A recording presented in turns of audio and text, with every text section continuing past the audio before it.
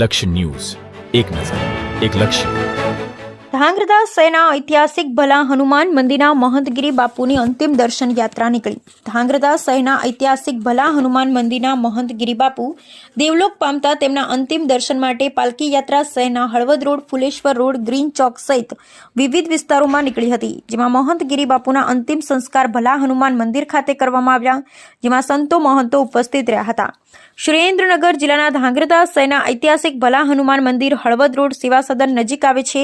ત્યાં છેલ્લા ઘણા વર્ષોથી સેવા કરતા હતા તે મહંતગીરી બાપુ 20 ફેબ્રુઆરીના રોજ સાંજના સમયે દેવલોક પામ્યા. ત્યારે મહંતગીરી બાપુના અંતિમ દર્શન માટે પાલકી યાત્રા ધાંગ્રધા નગરના વિવિધ રાજમાર્ગો પર નીકળી હતી. સર્વે ધર્મપ્રેમીઓએ દર્શનનો લાભ લીધો હતો.